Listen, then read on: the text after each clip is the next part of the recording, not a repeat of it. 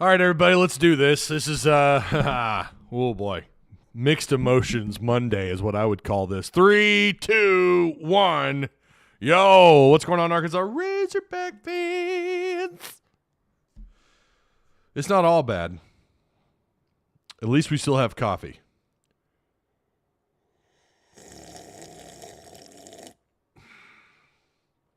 It could be a lot worse, right? Okay. Welcome, everybody. Hope you guys had listen, I hope you weren't a Denver Broncos or Dallas Cowboy fan yesterday. We're going to get to some scores here in a minute. We're going to go around the SEC. A little bit to talk about. Been going into some numbers with this offense. KJ Jefferson, what the hell's going on? Okay. We're going to do what we can here. We're going to do what we can. Make sure you guys like, share, and subscribe. By the way, if you're new here. If you're new, make sure you subscribe. Hogs by 90 says don't read the comments podcast. Time to slap Jimbo and pop Petrino in the mouth. That's right. Their offense, Friday, we're going to do a real good deep dive. A deep dive on Texas A&M. All right. Shout out to Patreon supporters. You guys, man, I mean this when I say it.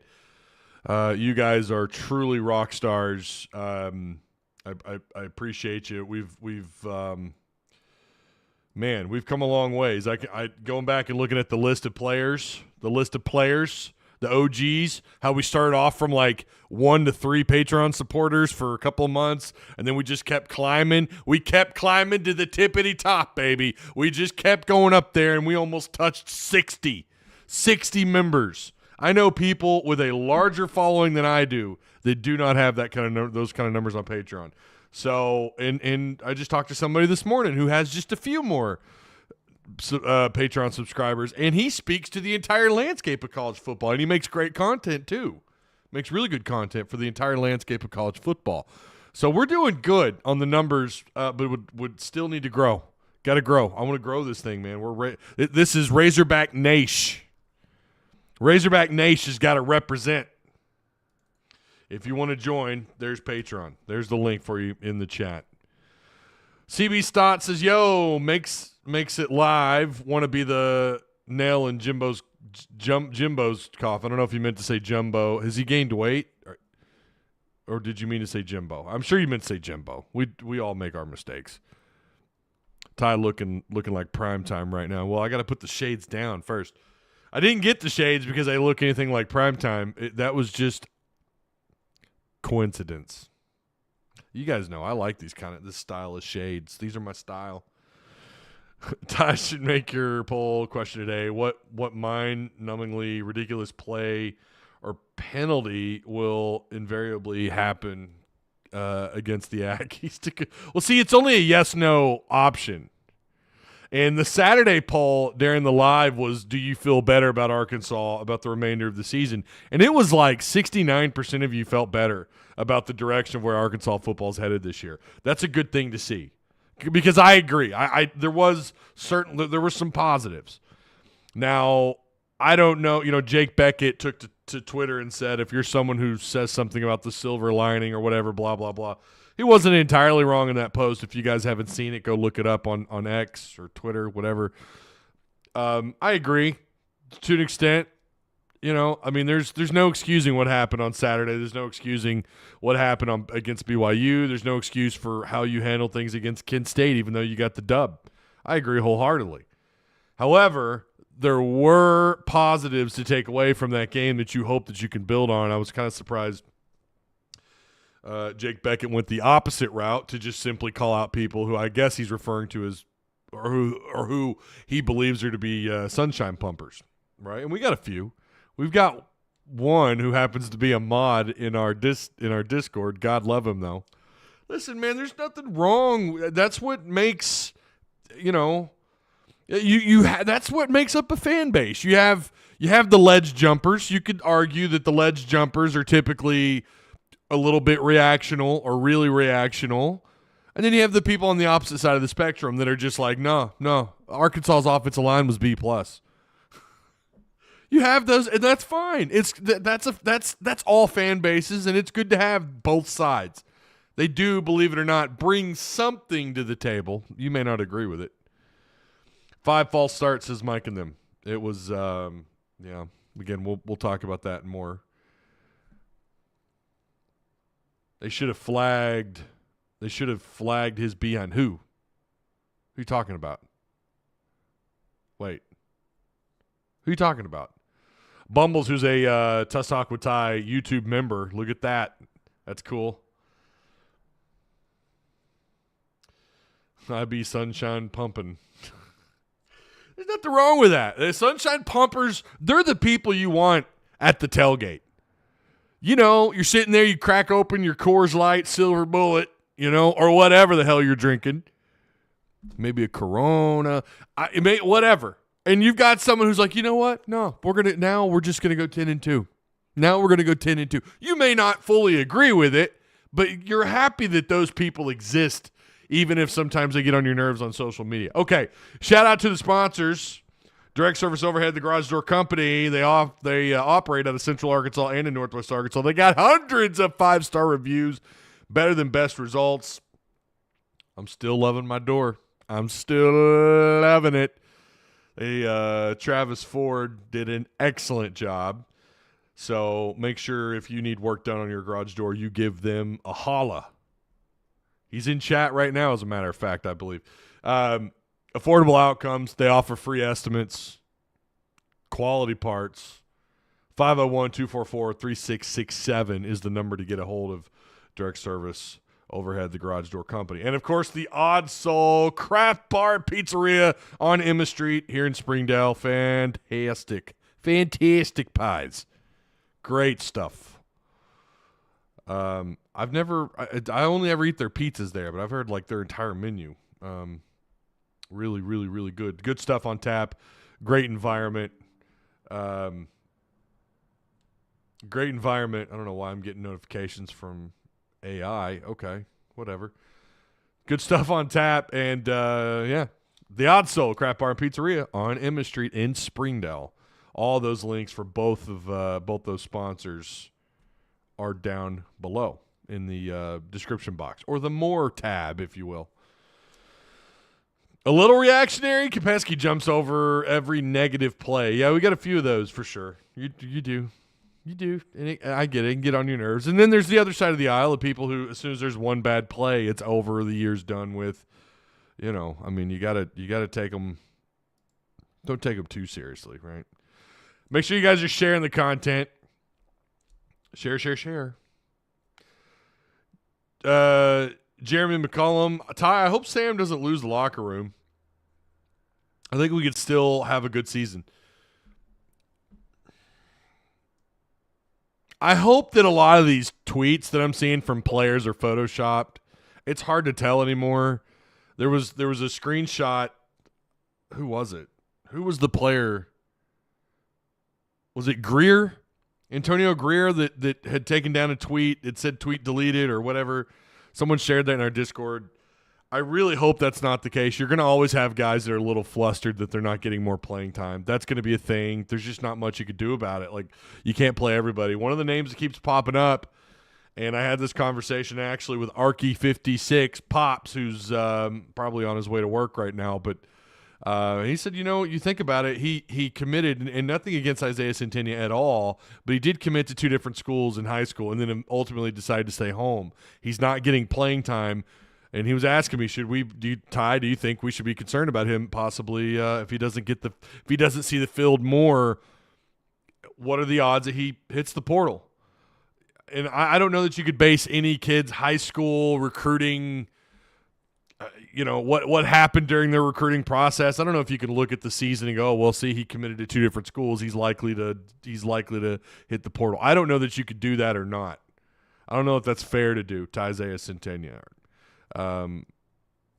He's a good kid. He's got a good head on his shoulders. But listen, to some extent, could you blame him? I mean, I feel like he needs to see the field a lot more than he already has.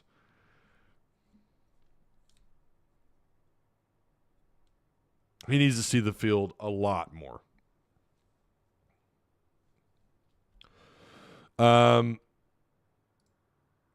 Let's get a poll going here. This is going to be a simple one. This is going to be you going to hit that like button. I'm doing another one cuz we got to get the likes up. Holy crap.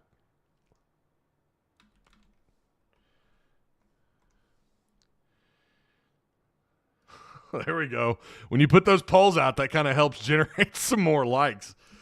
I think Centennial will absolutely leave. He almost didn't come here because of the way they did his dad. I don't know. I've heard that there's a lot of flair to that his dad was on the track staff. I don't know. Maybe. I mean, that's certainly something to consider. But he came here even after whatever happened with his dad in the track team. He still came. I'm a sunshine pumper till the first bad thing happens in a game. I don't see you overreact in Discord though, Will, or on Twitter. Poll question: do you wish Asante would have shoulder checked Jimbo off the field as he went by? Asante, I don't know. Yeah, maybe. Jeremy Gray says, tired of hearing the phrase, but we were 17.5-point underdogs, and look how well we played, and we might get it together. Only reason we were an underdog is because we lost to BYU thanks to coaching. That's Jeremy Gray's comment. Air Force 23 says, yeah, I feel Centennia would do great in jet sweep or wide receiver screens. I'm just confused why he's not involved more. I know Sam Pittman had said something about he needs to be more consistent in practice, and I'm over here like, I guess this must be happening when the media's not there. I don't know. Because he looked pretty consistent to me. I thought he looked really consistent throughout fall camp and even spring camp. Oh Lord, that's not what I want. Centennial will not leave. He's going to be a star here.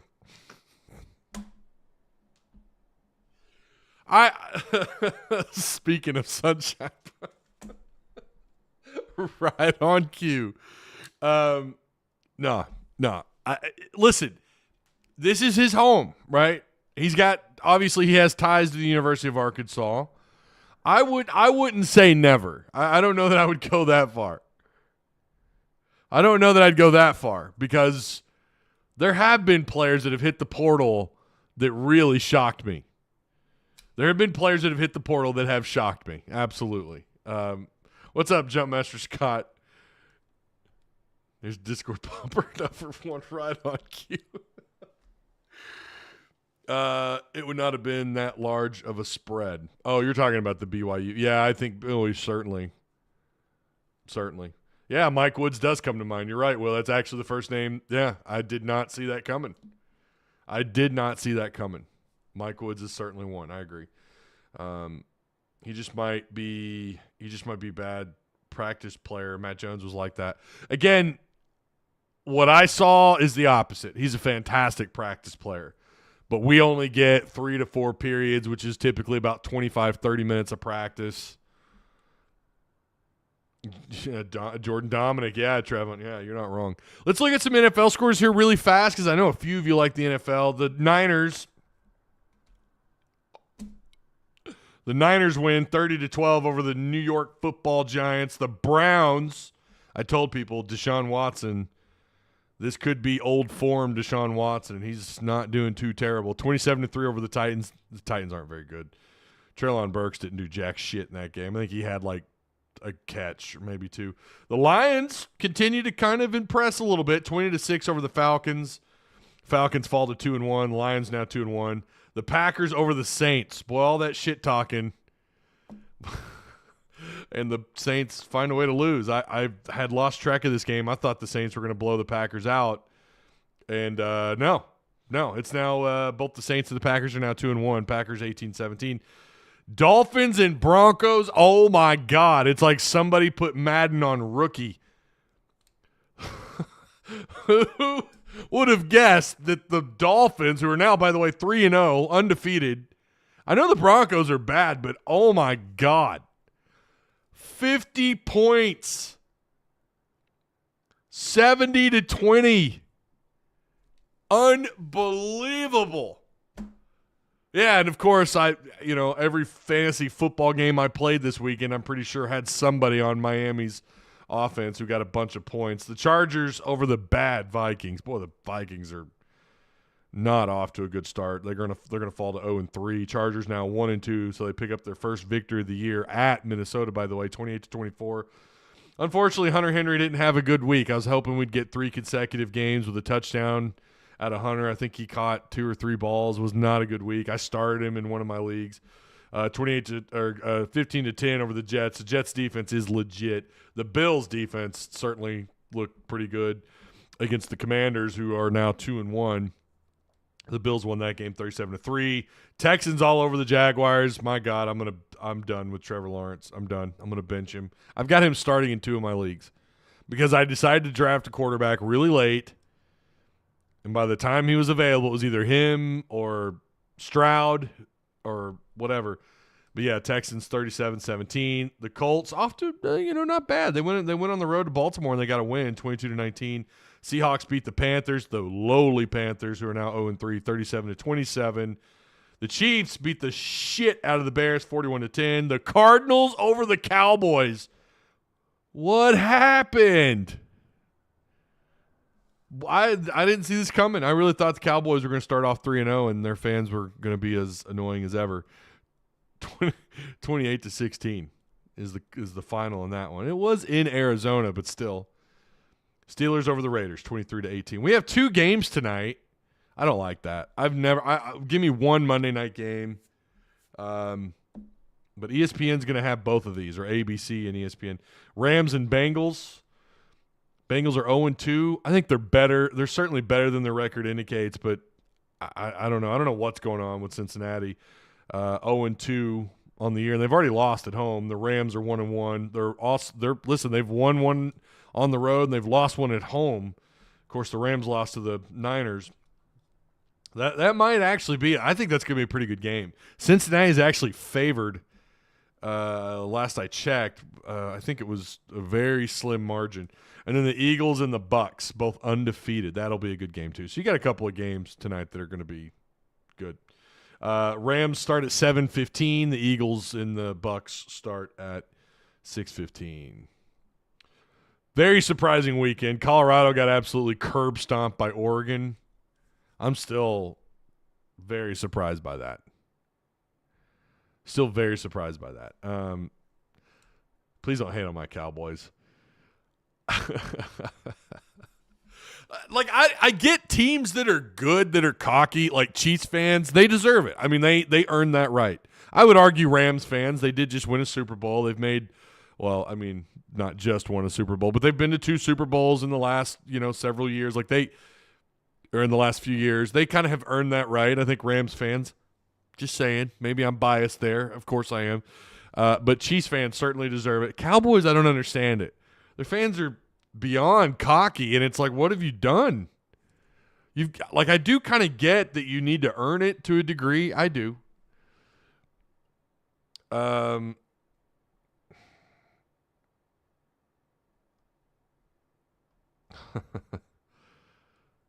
Scrolling down here. Hang on. I'm trying to find them. Better slide an envelope under Haz's door ASAP. Every school that recruited him in high school will try again after the 6-6 bowl game, says Michael Kopesky. I have heard Fayetteville's like home away from home for him. So I don't know, man. I don't see him going anywhere, but I've learned in this day and age, never say never. I mean, really, again, we've already dropped Woods. I mean, Will Watkins dropped Woods in chat, and he's right. Who the hell saw that coming? He was primed. Him and Treylon Burks were going to go off. It just seemed like the kind of year that was going to be a net positive for both of them.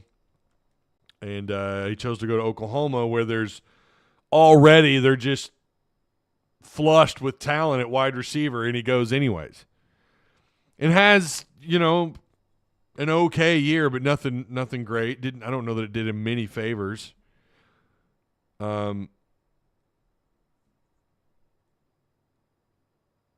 Jeremy Gray says, Ty, just recently started listening the last week or so. You have a good show. Keep up the good work.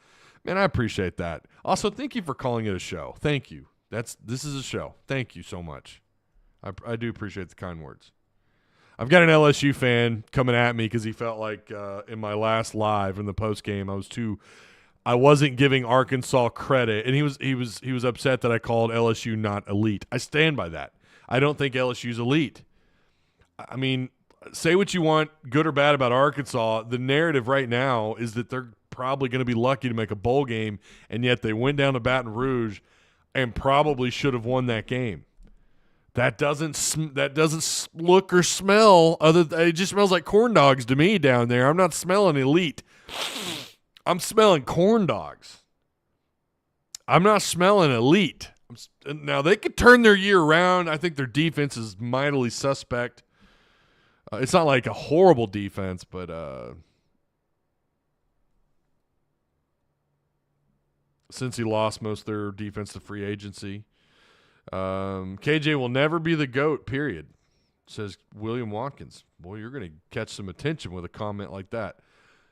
I don't know what you mean by GOAT. I stand by Matt Jones is still my all-time favorite quarterback at Arkansas. I mean, it's nothing against KJ. It would have taken a lot for KJ to dethrone Matt. It would have taken a lot. That's not, that's just, I got to see that in person, on television, in person. That guy was incredible. I've never seen anything like that. It was like watching a freak show. I mean, it really was. It's just unbelievable. On TV, it doesn't do you justice. It doesn't. Go and watch highlights. Highlights. Did that damn fly just fly down my throat? Where's my coffee? Watching highlights doesn't do it justice. Like, he's not it's unreal. You watch him and you're like, he doesn't look that fast. And then you see it in person, you're like, oh my God, that corner's taking a good angle. He's gonna catch him. No, he's not. He's not gonna come close. Matt was a gamer. You're right, he was. He had a reputation for not practicing too hard. Some college football scores here really quick in the SEC. I'm not going to go over the top 25, but we'll look at the SEC back in week 4. Interesting weekend. Georgia only beats UAB. I mean, they gave up 21 to UAB. I'm going to assume, and that's not all, by the way. That's not all like late stuff. This at one point was a 21-14 ball game, but Georgia came out in the second half and scored 21 points. UAB only scored 7. So, again, 49-21. I mean, keep telling me Georgia is so far above everybody else. I just don't think they are. Could they still win the Natty? Of course. Bama over Ole Miss, 24-10. Oh, boy. Bama's defense is going to keep them in every game this year. I mean, every game. They might fold one game. They might have that one game where they just completely fold.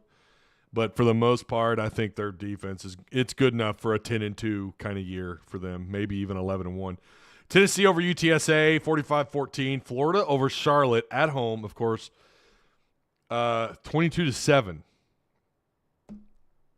Mertz went for 259 yards. A&M over Auburn. Auburn's offense, there's nothing about Auburn's offense. They're going to be, I think they're pretty good on defense. I think they've got an okay defense, but I haven't looked at all their numbers. But based on what little I've seen, they're capable of making some pretty big plays.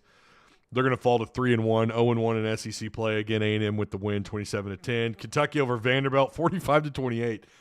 Vandy now 0-1, 2-3 in the SEC. Missouri barely over Memphis, 34-27, and South Carolina over Mississippi State, 37-30. Like, you learned nothing about South Carolina or Mississippi State this weekend. We learned that Mizzou barely beat Memphis, who was undefeated at the time. Kentucky gave up 28 points to Vanderbilt, which, their offense is actually not horrible. A&M defense looks stout. Florida, what did we learn about Florida? Well, yeah, their offense still kind of sucks. It's not a given that Arkansas goes down there and loses. It's not a given. I stand by that. I'm not saying that they're winning. I'm just simply saying that it feels to me like a 60-40 kind of game. You know what I mean? Like percentage chance, my own FPI, if you will, Football Power Index. It feels like I would lean towards Florida, but I'd give them a heavy, might even be like 50, might be 50-50. I'm just not impressed with Florida. But again, they're ranked. That lost to Utah, clearly overblown. They beat the shit out of Tennessee at home. But then they struggle against Charlotte, 22-7. And how much of that is it? Was it a trap game, so on and so forth?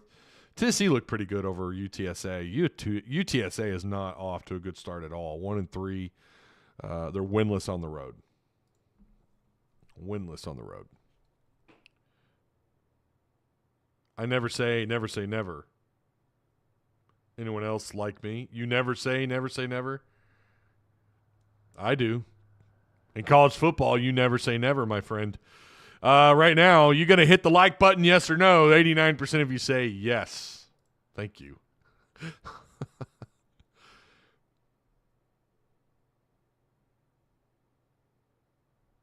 All right. Going into this Arkansas and LSU game, let's just break into it here a little bit. We're going to go over the numbers here first. LSU still ended up with 509 yards of offense. Their offense clearly picked things up in the second half, scoring 24 points in the second half. Arkansas scoring 18. Of course, your outcome, 34-31. This certainly felt like a game. Once again, knock off 2 or 3 penalties. You have a shot at tying, taking this game to overtime, or winning it. KJ apparently did call both those timeouts in the second half, the early timeouts, and that's you could say, well, that's on Enos. Didn't have KJ prepared. I'm going to tell you, the noise, that atmosphere, that environment. It's LSU at home, but it still sucks. Like they've got to get that figured out. You can't burn 2 timeouts early like that. It ended up costing you big time because you could have gotten the ball back. I guess I don't know what LSU's game plan was at the end. I guess Brian Kelly said that they weren't planning on scoring anyways. You watched the 2 drives the 2 plays inside the red zone, whatever it was. It looked to me like they were trying to score. Hell, you could have picked the guy up and thrown him in the end zone. I still think you should have done what you could to let them score. You were out of timeouts. You had no other option. Your best option was to let them score and then to allow KJ get this thing into overtime. That should have been the plan. You couldn't do it because you're out of timeouts. And even if Kelly's going to say, and I haven't had that confirmed, I guess he did say that, but if he said that, and he probably did, it didn't look that way to me on the field. It looked like that guy was trying to score. So I don't know. Whatever happened.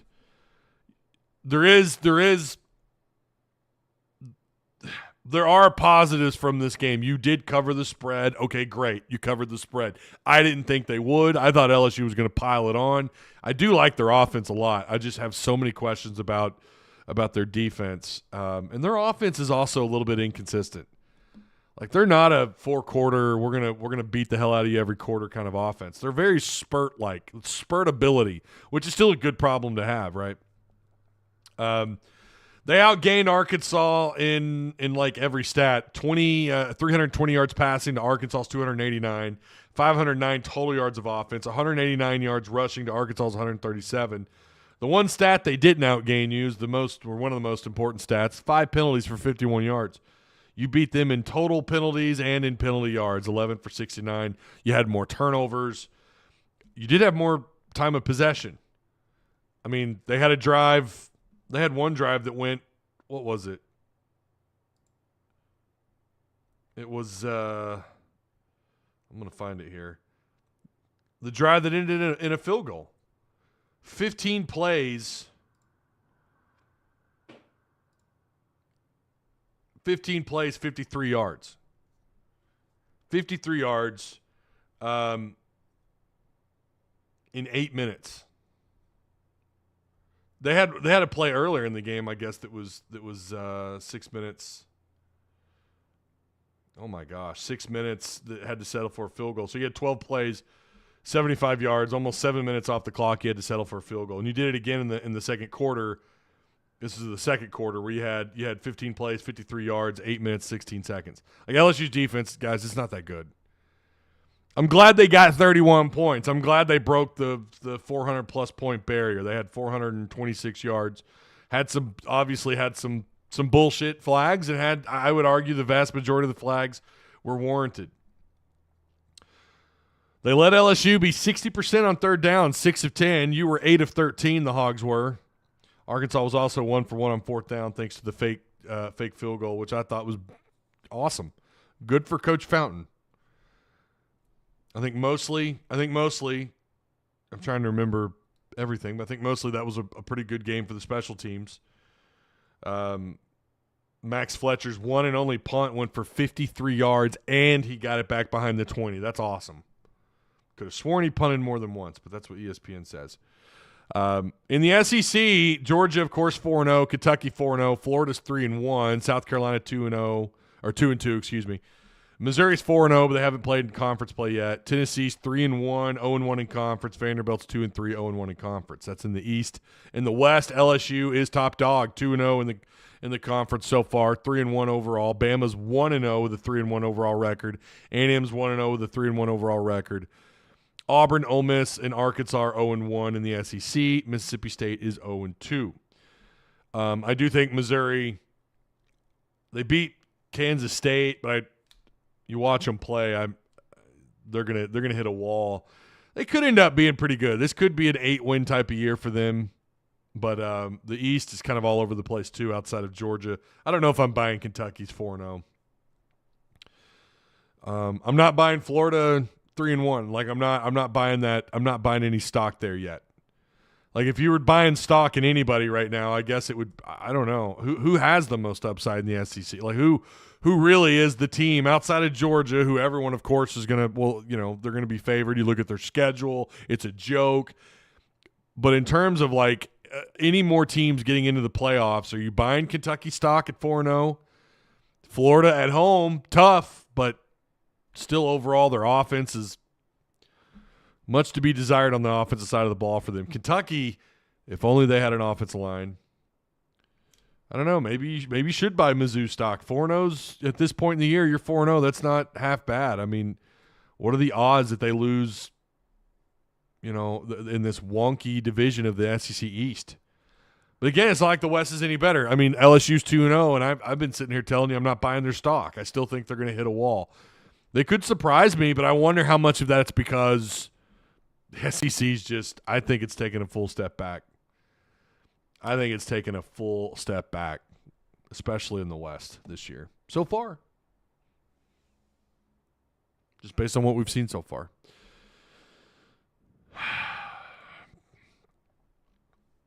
More red pants. Oh, God, Paul. Those are hideous.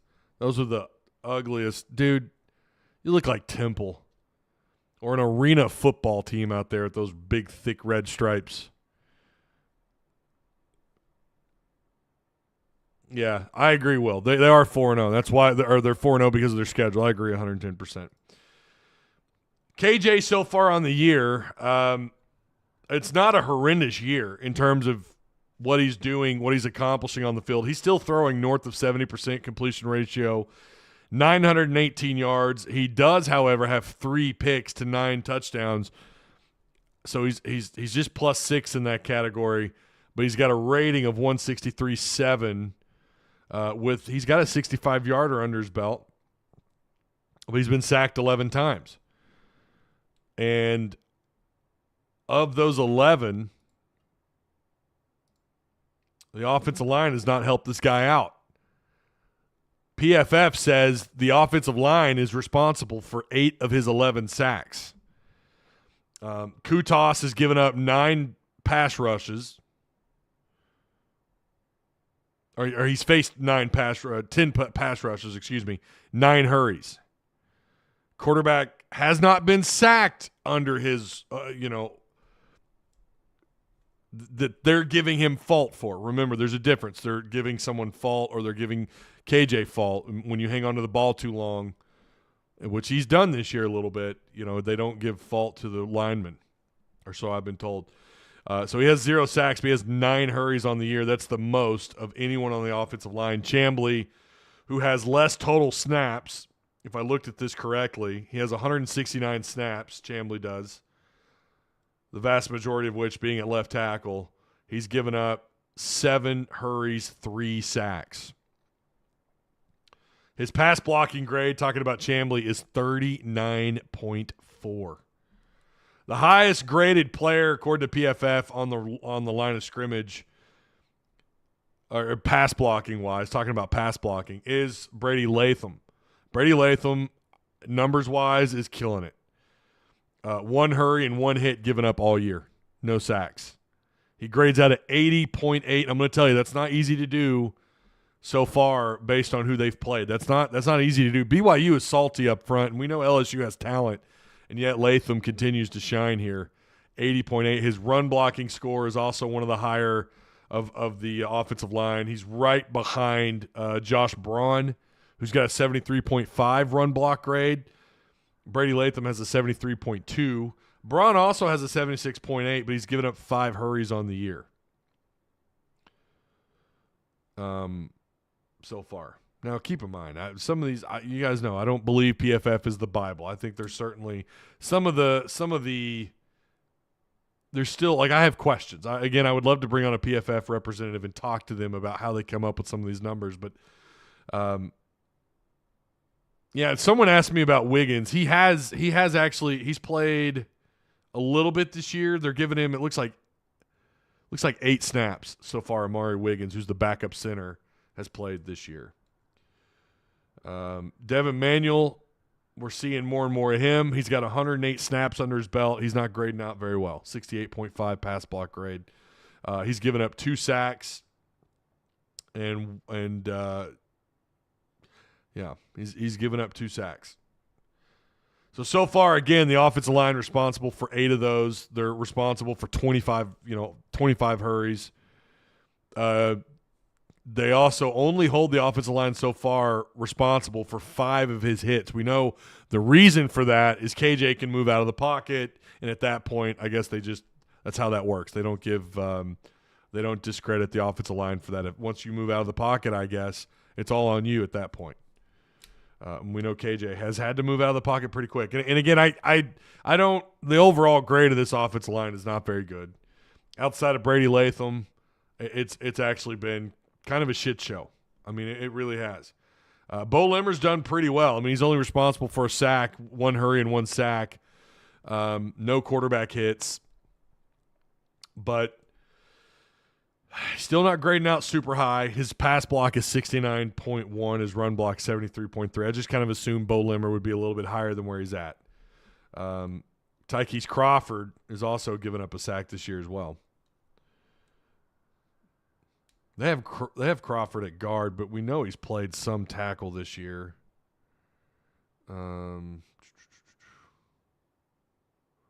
Maybe not. They have him at right guard. They have him at right guard. He's got 73 snaps. But we've also seen Crawford get bulldozed. I thought it was him. Maybe it wasn't him. I will say too, another thing in this game against LSU that has to give you hope is Luke Has. There's no doubt. I mean, they absolutely tried to get Luke Has more involved. You know that's going to be on A&M. That's going to be something they're going to have to circle. They're going to watch highlight. Now there's more film on Arkansas's offense. Now they know. We've seen Luke Has. He's now he had 6 grabs in this game versus LSU for 116 yards, 2 touchdowns with a 59-yarder. That's 19 yards per reception. We're also seeing more and more of Andrew Armstrong, 6 grabs, 76 yards. I love the way these guys fight after they catch the ball. And Luke Has is Hillis 2.0. May not be as stocky, but he reminds me so much. For those of you who remember, if you're old enough and you remember, there was a lot of debate about moving Hillis to tight end or doing something more with him in the passing game because he had such great hands. He was stocky, didn't have like long old arms. He just caught everything. Had great hands. They loved throwing him screens and dump off throws. Hillis was a problem in the passing game, and something else he did that again I think Luke does really well. He fights after the catch. When he has the ball in his hands, he's fighting for all that yardage. I mean, he just reminds me of Hillis. He's just playing a different position. Now, was Hillis obviously a better runner? Of course he was. He played running back his whole high school career.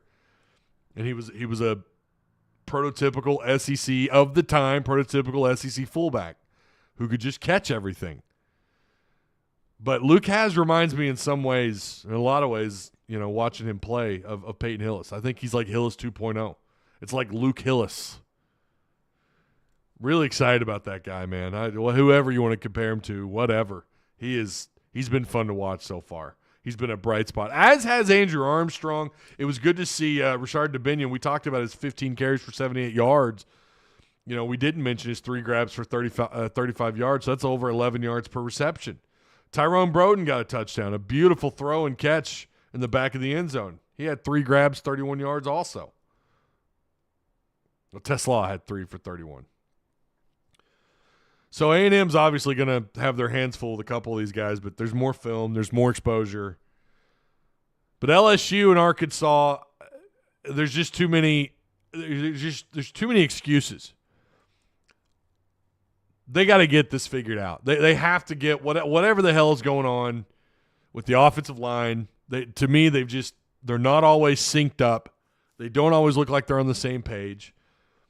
Too many penalties this year, and it's not all on the offensive line. Tight ends were called for like 3. They had 3 flags. I think they were all 3 false starts. How does that happen? Noise, sure. But, I mean, that's what you practice for. That's why you crank up the stereo. And I'm telling you, I've heard that place get loud. But it's still hard to simulate that environment. I agree 110%. It's very hard to simulate that environment. But 3 penalties at the same position, false start. You just can't have those. You can't have the mental errors that they've had this year. I mean, 25 penalties in the last 2 games for 194 yards. You've penalized yourself an entire length of the football field twice. Almost. 100% of one and 96% of the other. I mean, it's just absurd how bad it's gotten with the penalties. Danny West tweeted, if I can find it here. Appreciate the tweets and retweets, by the way. Danny West made a comment about how often Arkansas's had 10-plus penalties or 10-plus flags. If I can find it here. No one in the SEC, this is from Danny West, 247 on X. No one in the SEC has had more 10-penalty games than Arkansas over the last 3 years. Now, at the time, Arkansas had only had 9, so he says almost there again with 9 flags tonight. Just wonder what they could do if they had discipline. That's the comment of the night. Like, what does this team look like if you cut all their penalties in half in each game? And don't tell me that's asking too much because, my God, you rank like 125th in penalties. So, yeah, other teams are doing that, and other teams have had to play in hostile environments, and they're not facing that many penalties. They're not getting 14 flags for 125 yards in front of 74,000 of their own fans. It is abysmal, and it's the problem, and it's them beating themselves, which is why I say they have it in them to still pull out an impressive year. They have it in them to pull out an impressive year. We just have not seen it. Offensive line woes, penalties, these are things I was telling you guys about back in fall camp, and here it is. It's happening in real time. It's something else to see it in practice and to think to yourself, well, maybe this is just practice. Maybe they'll get it pulled out in the when it comes game time. And it's worse. It's worse. It's worse than I imagined. Clean them up, and who knows what you're capable of this year. Clean up your penalties. Clean up the mistakes. Clean up some of the turnovers. you're probably 4-0, but woulda, coulda, shoulda. And I know you could probably say that's been the highlight of Sam Pittman's time at Arkansas. A lot of woulda, coulda, shoulda. Look at how many games he's lost so close. How many years in a row now have you lost to LSU by just a field goal or by single digits? How many games have you lost by single digits? It's too many, man. They're racking up, and fans are losing faith. Fans are It feels like you need to give the ride a wax job. You got to get a wax job on your car, on your Razorback pickup truck, because it's looking like it needs one. It looks like it needs a good washing, because what we've seen so far, that's one disgusting muddy truck that has nothing to show for it. I've been car searching, so I went with the truck analogy. I don't know. I couldn't help it. I don't know what else. I don't know what else can really be said other than they can't get out of their own way. The mistakes have to be cleaned up.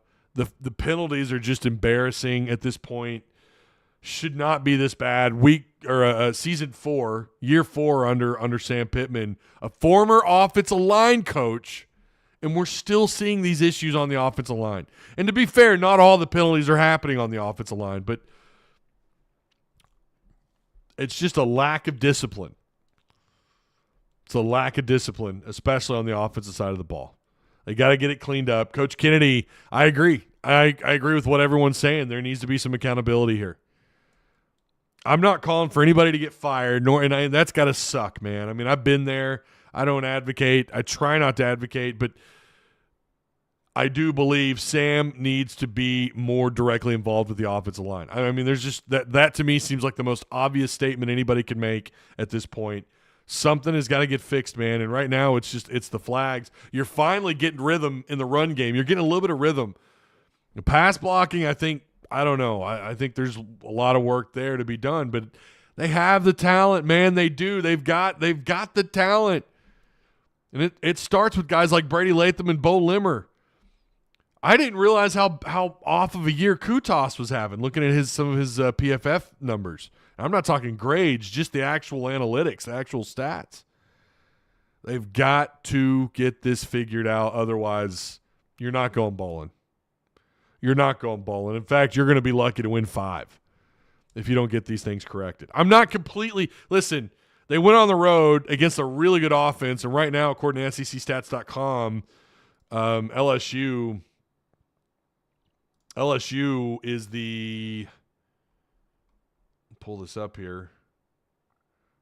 LSU's the – oh, no, that's player statistics. Where'd you go? I'm going to get there, I promise.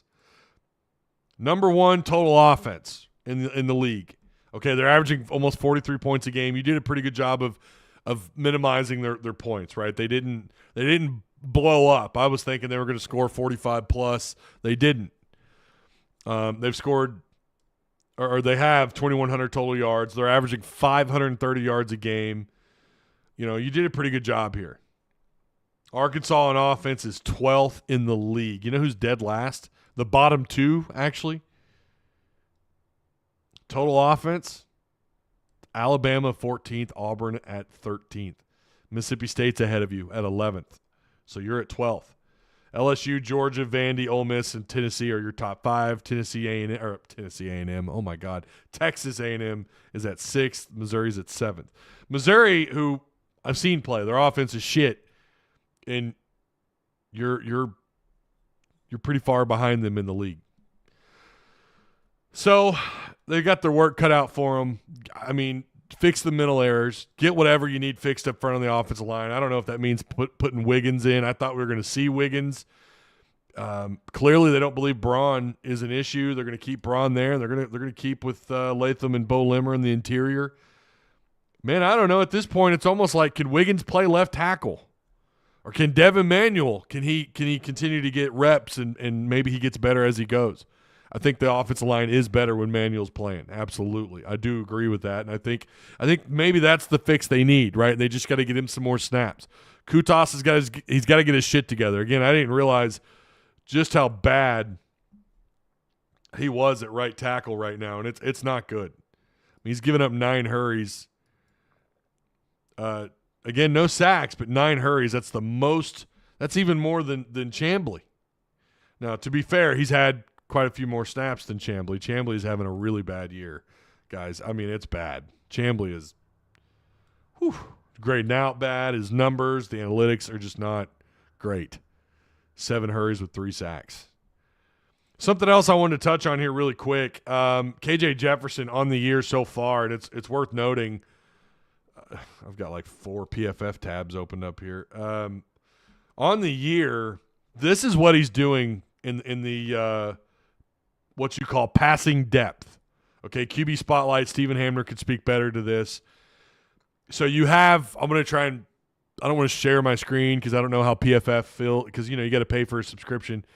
But I have shared some tidbits in Discord, so maybe I'll do that again. But I don't want to share their entire layout. I don't know how they feel. Listen, you guys got to understand, YouTube these days and when you're talking about subscription-based websites and sharing their content, I got to be careful. But I'm going to paint you a little picture here. So you have your outside right between the numbers, which is essentially the middle of the field, right? So you got your middle of the field, outside right, outside left, okay? So it's pretty simple. Middle, right, left, okay? And then you have behind the line of scrimmage, pass attempts. You have 0 to 9 yard pass attempts. Then you have 10 to 19 passing yards, I should say, yard attempts, and then 20-plus yard throws, right? Right now, KJ's 23 to 26 on behind the line of scrimmage for 167 yards and a touchdown. All right, that shouldn't blow anybody away that they've had that many that high of a completion percentage. That's a lot of throws.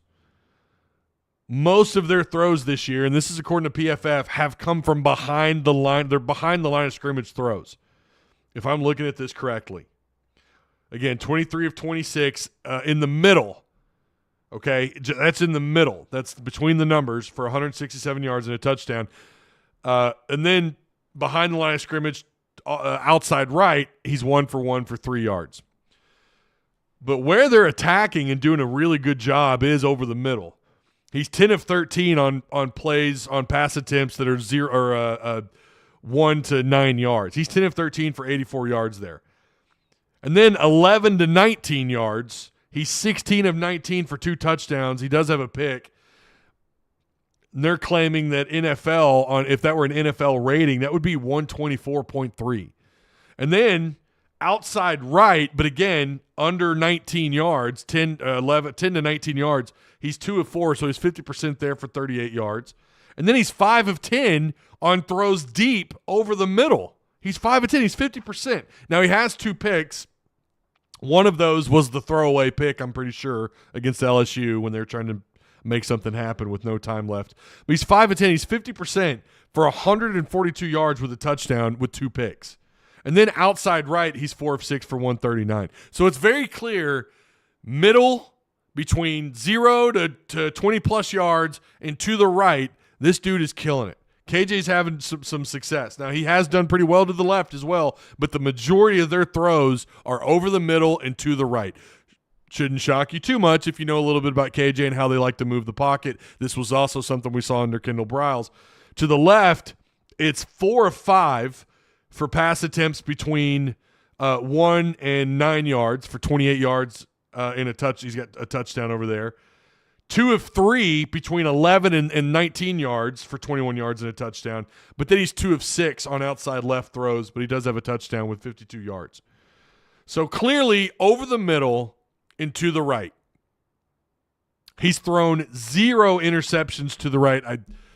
I might want to double check that. I could have sworn he threw a pick moving out of the pocket to the right, but maybe not. Maybe that was that over the middle throw. Again, he's 16 and 19, and that's been his most productive, right? In terms of when you look at pass attempts and actual production, 16 of 19 from 11 to 19 yards for 203 yards, 2 touchdowns and a pick. Again, that's one of his highest ratings on the field based on his passing depth. Now they actually grade him out pretty high on depth. Deep balls thrown to the left. They give him an 81.1 grade. Deep center, however, he's 94.2. Deep right, he's 93.5 on those ratings. That's really good. I mean, he's I mean, I'm not good at doing let's see. He's 2 of 6 outside left. This is 20-plus yard throws. 2 of 6 outside left. 5 of 10 in between the numbers. And then 4 of 6 outside right. And so his deep balls, let's do the math here really fast, which thank God for calculator here. So deep left, that's 52 yards total, 20-plus yard throws, 52 over there to the left. Over the middle, that's 142. Over to the right, that's 139. That's 333 yards on 2 of 6, 5 of 10, 4 of 6.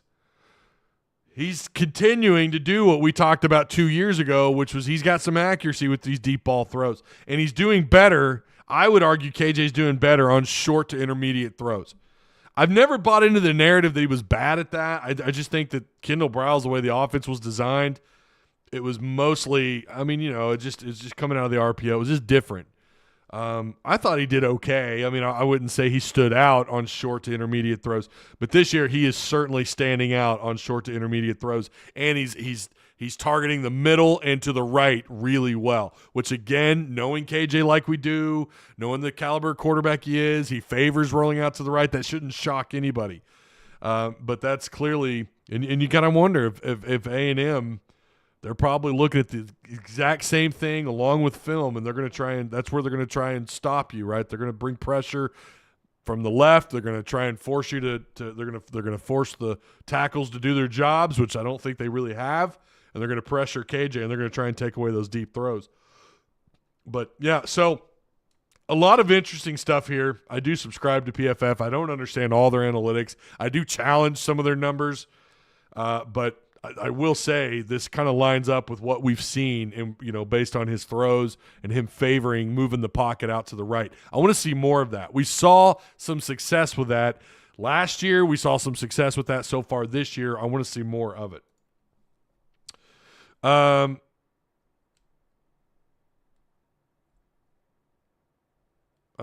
Arkansas lost the game at the auction for football athletes. Okay. Would you bring Pittman back if they get 5 wins or less? If you're asking me, that's a very difficult question to answer. Gotta let the year play out. Problem is other American teams have talent also. Accept it. Your mix of talent, tad below others. Coaching is top notch. Players are just a little short of skills. Says Wayne Bell. I don't know. I would argue Arkansas is in the middle in total talent. I mean, that's always been the case, Wayne.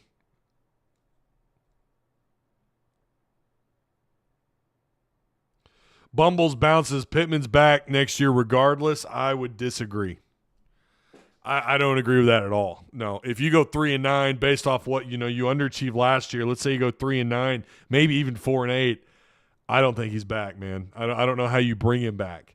How do you justify bringing him back? Hunter Trumps is a Tiger fan here working in BR right now. Whole city has nothing but respect for KJ and the Hogs. Give us quite the scare. Can't wait to see y'all next year. It's going to be a different team for Arkansas next year. Most likely we'll have Jacoby Criswell at quarterback. We'll see what's going on. I hope they get it figured out. We don't have to have the coaching search debate,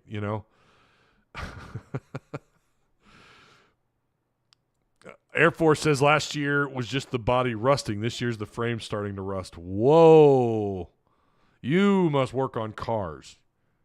Because that is something I would expect a mechanic to say. That's interesting. You could be right, man. Last year could have been the catalyst to what's about to happen this year. You could be on to something.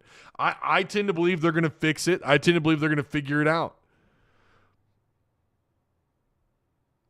This team know they're close to be good, great, so makes them eager pre-snap.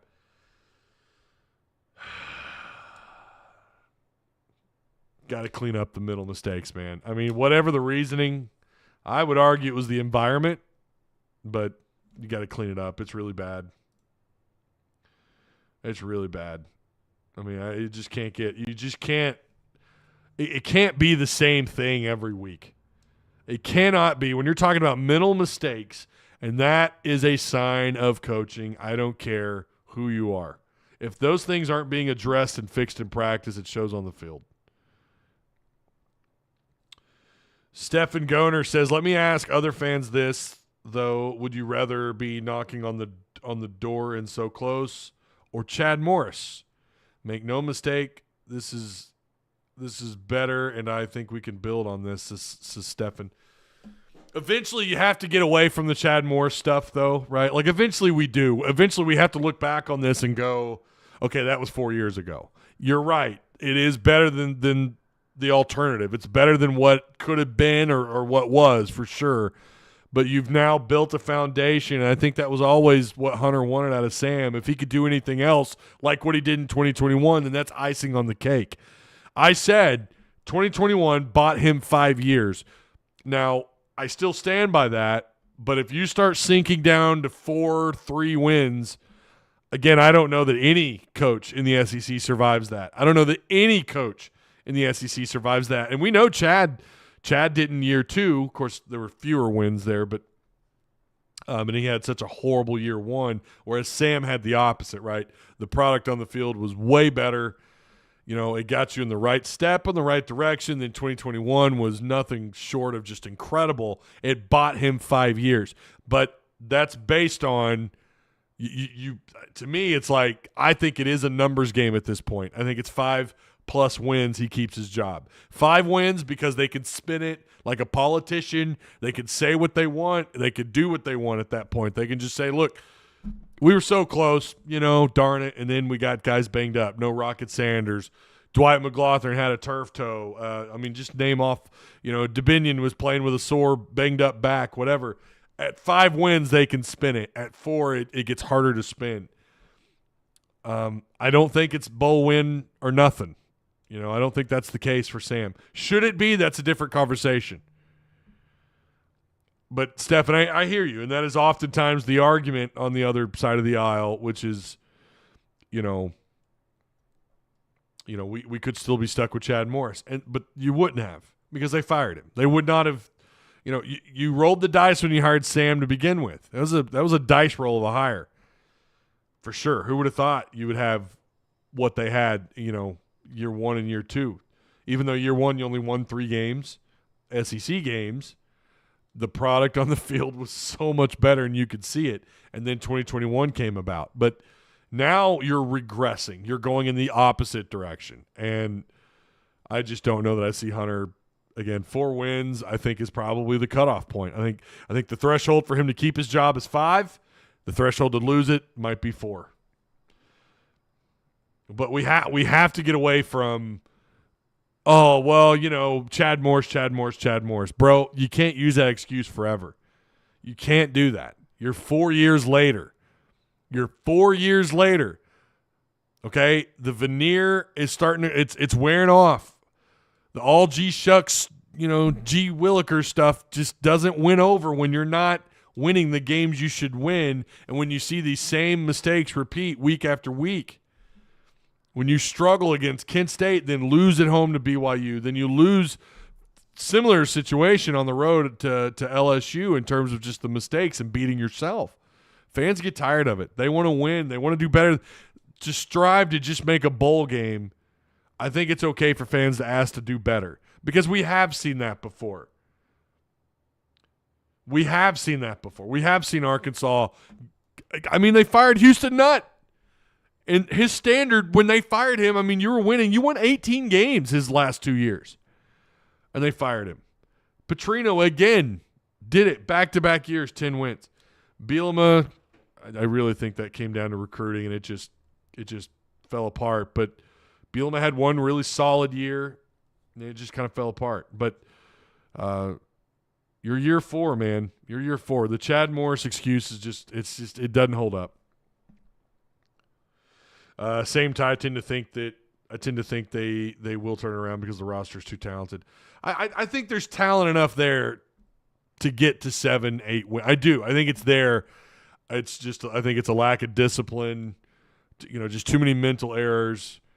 Offensive line's got some problems, man. It's like even if you do clean up the penalties, you still have issues, I think, on the offensive line. I wasn't very blown away by the defensive front. I'm not going to lie to you guys. I really expected more out of them.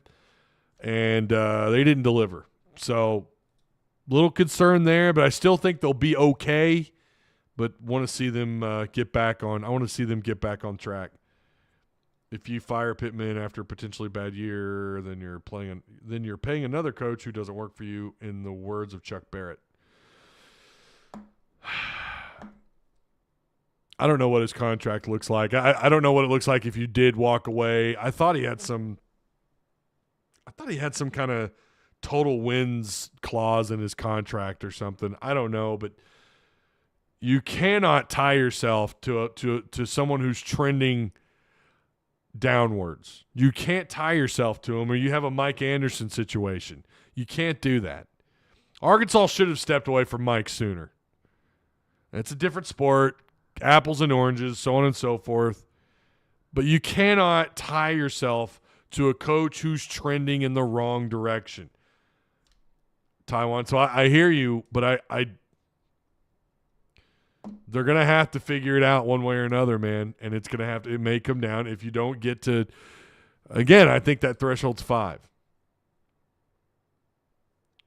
Fish, hear the words coming out of my mouth, Fish. I'm saying 5 because you could see Hunter Yurachek spin that. You could see even some of the media spin that. They were so close, but. Whereas the fewer wins you have under that 5, once you have 4, 3, 2, it's harder to spin. I'm thinking about the political feature in all this. I'm thinking about the spin. I'm thinking about the excuses. I'm not telling you it's not good enough to stay. It's not. 5 should not be. You shouldn't settle based on what you did the year before because you only won 6. Yeah, you won your bowl game, but you won 6 regular season games. You're not trending in an upwards trajectory. It's the opposite. Pigpen says, if we lose to FIU, I'm calling it. Oh, yeah. That's – God, especially if you have no wins going into that game, there's no way he survives that. There's no way. Again, it's circumstantial. It really is. I think 5 is the threshold. Maybe you guys disagree. You might be right. He might keep his job at 4-8 if they did that. But I want to reiterate, I think they do better than that. I do think they could turn this thing around. We've seen Sam put a really solid product. We've seen him put a good product on the field. I think they're capable of doing it. They just have to make it work. Yo, what up, Ty? What's up, Thomas? Bot, how's it going, man? Mike says, I'm on board with Pittman. I just don't want games to have to come down to coaching decisions.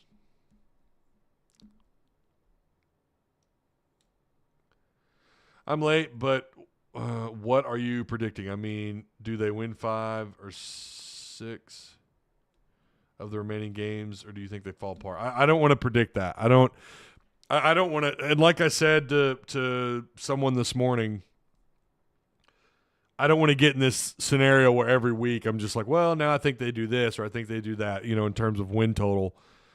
I think they could put it together and put a better product on the field than what we've seen. I think they have it within their capacity to limit mistakes. Against Kent State, they only had, what was it? I had it written down somewhere. They had 4 penalties for 34 yards. So they have done it before. They have done it before. So I think if they can clean up their mistakes and make the proper adjustments on the offensive line, I think they can get above the 5 to 6 win total. I think they can. And a part of me says they will, but another part of me, I'm going to have to sit on the fence. I'm going to be a fence sitter with this because I don't know. They haven't shown me yet that they can overcome the adversity that they've faced so far. They haven't shown me that. And that is a little bit that's unsettling. Wyatt says, hot take, we win last 2 games if clock stops at first downs. Ooh. We haven't talked enough about that. I wonder how much of these new changes are affecting things. I'm not trying to make an excuse because everybody's got to deal with it, but it does make you wonder a little bit. You may not be wrong. 9-3 is the season record. Oh, wait, I'm no pumper. Come on now. Come on. Taiwan Porter says they can turn it around. They just have to man up. Yeah, again, I don't know about too much talent. Someone said they have too much talent, but They have enough talent to win more than 6 or 7 games. I think they do. Call me a sunshine pumper. I don't care. I mean, I really liked what they had to work what they have to work with, and the personnel and the additions through the portal. I liked a lot of these pieces. And I like some of the freshmen. Obviously, Luke Has was someone I bragged about a lot. Chris Johnson, another close loss by Pittman coach team. What's up, William Phillips? How you doing, man? Talk forever, Ty. Stun the like. There you go. That's what I'm talking about. 13% of you said you're not going to hit the like button. That's a shame. I probably upset a few people. I'm sorry. Just my opinions. I'm sorry. Go Hog says the potential is there. That's what makes it so frustrating. We literally beat ourselves in both of these losses. That's pinnable. That's a pinnable. There you go. That's a pinnable comment. That's it. I mean, they were good enough to win the last 2. LSU looks overall better than everyone we have left on the schedule. Boy, I don't know about that one. This is what I said to an LSU fan in my comment section over the weekend on Sunday. He was upset. Well, let me just pull it up. What did he say? Hang on. Ba-da-ba-ba-ba. Someone's butt hurt.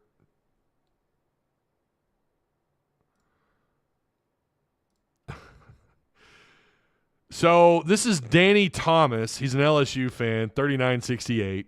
This is on the post-game show. This is a comment that he left 22 hours ago. You're really selling the Razorbacks short to be a podcaster that supports them. You spent most of your time talking about how LSU isn't legit, which I did not. I did say that I don't think they're top tier. Instead legitimizing Arkansas as a team better than what many thought. Okay, I don't recall. Anyways, in other words, you're too busy being a hater against LSU to speak glowingly about your own team. So he's clearly new here. I called it. I didn't know who he was a fan of. I said, you might be new here. LSU was smoked versus Florida State and struggled at home to Arkansas, who lost the weekend before at home to BYU in front of its 8th largest crowd in school history. It's simply the fact of the matter. If this LSU team makes it to the playoffs somehow, the league has taken a pretty big step backwards. I simply say what's on my mind and what I've observed. You know, it's nothing against LSU. Like, damn, when y'all had Burrow, that's one of the greatest teams I've ever seen. I mean, truly, that was incredible. That team was freaking loaded. So fun to watch as much as you want to hate watch them. So this is not me just hating on LSU to hate on LSU. I mean, I would much rather lose a close game to LSU than Mizzou. Okay, I'll just say it. Now, I do get a little personal when I talk about Mizzou sometimes. But anyways, this guy just goes on to say that, you know, I'm spending too much time, I guess. I don't know. He was saying he was speaking out of both sides of his mouth on that comment, but I mean, what do you expect? You know, I mean, it's a LSU fan. But yeah, no, I mean, going back to earlier, I simply just believe that Arkansas has underachieved this year.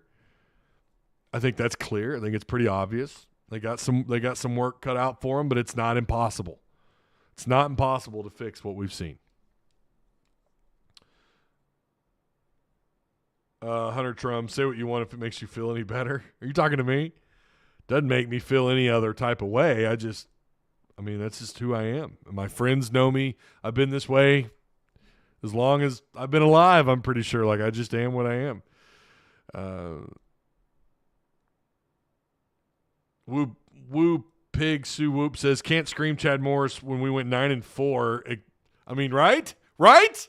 Like, you got to get over the Chad Morris stuff. You did just win. You know, you won 9 games in 2021, and then you've gone downhill since. It's like you did something no one really thought was possible. I mean, somebody picked Arkansas to win 8 that year. I wonder who that was. But you beat Penn State, and then you turn around after a total 9-win season. You fall flat on your face. You lose to teams like Liberty Mizzou, close games, mental errors, coaching mistakes, looking unprepared at times. He never gave up. I've always given him credit for that. Those teams have, like, they don't ever, rarely does it look like they just hang their heads.